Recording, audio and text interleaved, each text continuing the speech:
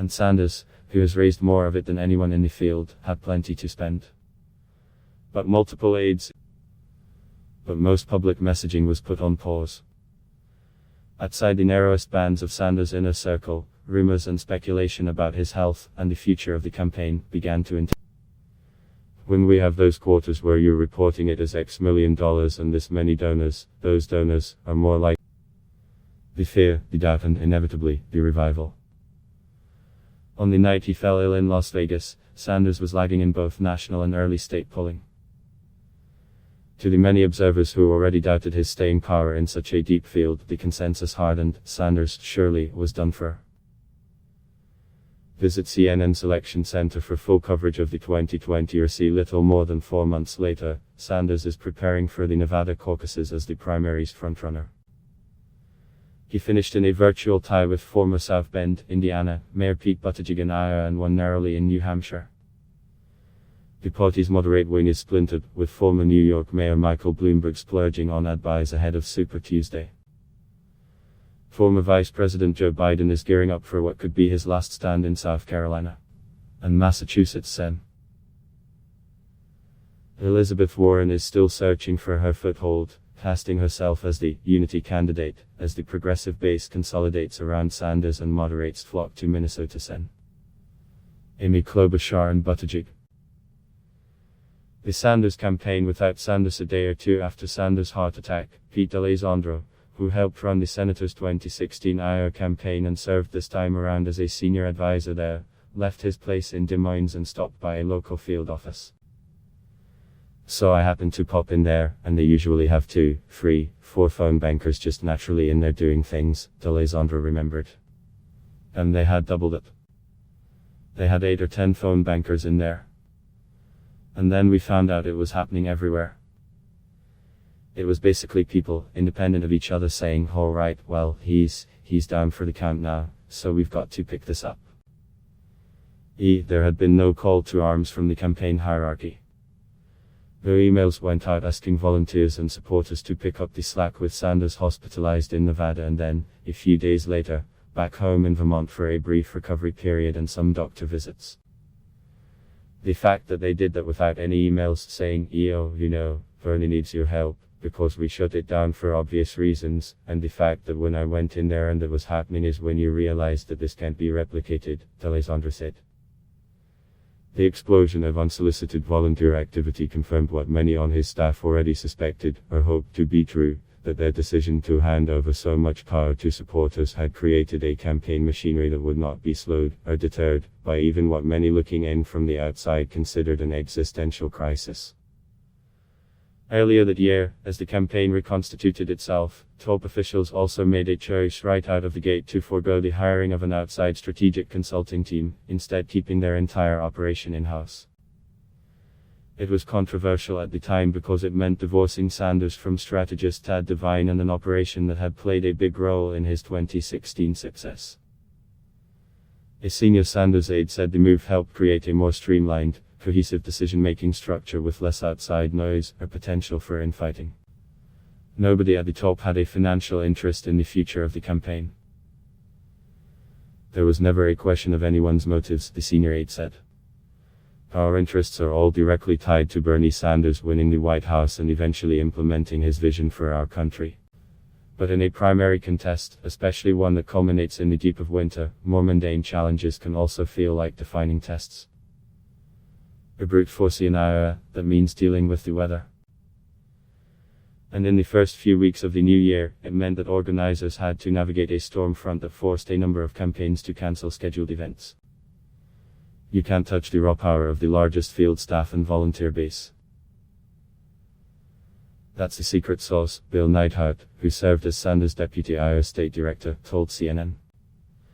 I always talk about the innovative stuff, but actually the way we win over these other campaigns is that we are able to knock those doors. That's why I was freaking out about the snow in January. His worries, though, were quickly answered. On one icy mid-January Saturday, Neidhart said the campaign knocked on doors. At an event during the final weekend of the campaign here, Sanders would boast that his operation had reached its target of, over the course of a month. To set the goal, and say it out loud, underscored the campaign's confidence. It also signaled that, for all the inventive tactics Sanders' team employed, that he would sink or swim by doing the simple things, but on a larger scale. We were actually willing to put ourselves out there and reveal what our strategy is, Neidhart said, because it's brute force. That same strategy brought more definitive results in New Hampshire, where Sanders had 17 field offices, more than 150 staff, and more than volunteers and supporters canvassing and making phone calls. The Saturday before the primary, the Sanders campaign said it knocked on more than doors, accounting for about 20% of the state. That's how we win elections, when neighbors talk to neighbors, when we do social media, when we interact with each other, Sanders said at a canvass launch in Hudson, New Hampshire, on the eve of the vote. Even when the political world was focused primarily on Iowa, the ground game in the Granite State sped along. In the week leading up to the caucuses, Sanders volunteers and organizers in New Hampshire knocked on more than doors, creating the kind of infrastructure that allowed the campaign to blanket the early states, including Nevada, with its diverse electorate and large sweeps of rural country outside Las Vegas, costs money. And Sanders, who has raised more of it than anyone in the field, had plenty to spend. But multiple aides in separate interviews said the campaign believed their advantage, looking back and going forward, resided as much in headline-grabbing fundraising totals as the number of people who were giving. When we have those quarters where you're reporting it as X million dollars and this many donors, those donors are more likely to become an actual part of the grassroots movement. They become part of the field operation, D'Alessandro said. So when you're looking at it, rightfully so, as whatever it was, 1.2 million individual donors, we also look at it as 1.2 million people that we legitimately can reach out to say, hey, we need to man the phone banks this week, hey, we need to get on the doors, can you come to Iowa? Expanding the universities the caucuses approached, the campaign was confronted with an unusual, if heartening, problem. Volunteers from out of state had so thoroughly saturated the phone lines in Iowa that senior leadership was forced to ask them to redirect their energies elsewhere, to doorsteps, whether in Iowa or their own communities, and to contacting voters in other states looming on the primary calendar. Sanders' audacious bid to broaden the universe of voters was bolstered by his notable early investments in Latino outreach. The first thing the campaign did in Iowa was communicate with voters in a bilingual format. From there they organized soccer games, a futsal, five-a-side soccer typically played indoors, tournament and, according to State Director Misty Rebick, made appeals on Latino radio, every week. The targeted, intensive outreach in Iowa paid off on caucus day. Sanders won nearly 52% of the votes across 32 high-density Latino caucus locations, according to a survey from the UCLA Latino Policy and Politics Initiative. No one else came close. Biden had 14.6% and 14.4% went for Buttigieg. Warren was the only other candidate to crack double digits, at about 11%. The Latino electorate's vote preference in Iowa is likely to influence the outcome of the 2020 Democratic primary in other states that have sizable Latino electorates, namely Nevada, California, Texas and elsewhere in the Southwest and Northeast, the survey's authors wrote. Despite falling short of a clear victory in Iowa, and failing to see overall turnout surge in the way he hoped, Sanders' strong finish there was ultimately secured with overwhelming support at the state's satellite caucuses, which were designed to broaden and diversify the electorate. We had satellite caucuses in multiple mosques across the state and that was a big help. I was asked by a reporter, before the caucuses, you are the base that you're trying to get. You said Latinos and Muslims. And I said, i.e., working people. Neidhart told CNN. We were doing outreach in really specific ways. You've seen us talking to lots of unions. You saw multiple satellite caucuses outside meatpacking plants, which we've targeted and organized around. In Nevada, where reaching a diverse cross-section of voters will be key to victory, Sanders' operation is the largest in the field. The campaign says it has 11 offices, 250 staffers and had by Saturday reached more than doorsteps, talking to voters in and around Las Vegas, but also in the Northeast, closer to Utah than California in places like Elko, a city of around, off Interstate 80. In December, senior Sanders advisor Chuck Roker told CNN the efforts were obvious to anyone paying attention. The campaign opened its first Nevada field office in East Las Vegas, home to the highest concentration of Latinos in the state. Sanders also spent early in California, where he immediately set down roots in East Los Angeles. That month, Sanders' campaign co-chair Carmen Yellen Cruz, the mayor of San Juan, Puerto Rico, and New York Rep. Alexandria Ocasio-Cortez held an all-Spanish town hall in Las Vegas. On that same trip, Ocasio-Cortez and Sanders' team made an unannounced stop at a Hispanic market. She's talking to people, saying hello, just engaging on this personal level. This isn't something out of her comfort zone, Sanders' Western Press Secretary Joe Colvella recalled. She's happy to have these conversations, speaking Spanish, speaking English, meeting people where they're at. The endorsement Sanders made his return to the national public stage at the October debate in Westerville, Ohio, less than 2 weeks after his heart attack. His campaign was at the beginning of an uptick, but the most meaningful headlines from that night, at least for Sanders, had less to do with his formidable debate showing. Instead, Sanders' big bump came before the candidates took the stage, when news broke that Ocasio-Cortez, along with fellow squad members Reps. Ilhan Omar of Minnesota and Rashida Tlaib of Michigan, would be endorsing him. 3 young women of color, all aligned with Sanders' political vision and, in many cases, better messengers than the candidate himself in the marginalized, minority communities he was determined to win over, and turnout in 2020 had cast their lot with the septuagenarian from Vermont. For months, Sanders and progressive rival Warren courted Ocasio-Cortez. Early in the fall, rumors began to percolate that Ocasio-Cortez was leaning toward Warren. But the dynamic shifted over the subsequent weeks, and in late September, days before the heart attack, Ocasio-Cortez was spotted in Burlington, Vermont, where she met over 2 days with Sanders and his top aides. Campaign manager Faye Chaco later told CNN the conversations that weekend did not yield any guarantee, but had been a key step in the process of winning her endorsement. The alliance was secured a few days later, when Ocasio-Cortez delivered the news to Sanders over the phone while he was still under observation in a Las Vegas hospital.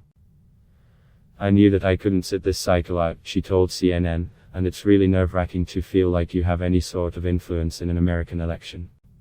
That's a really scary thing."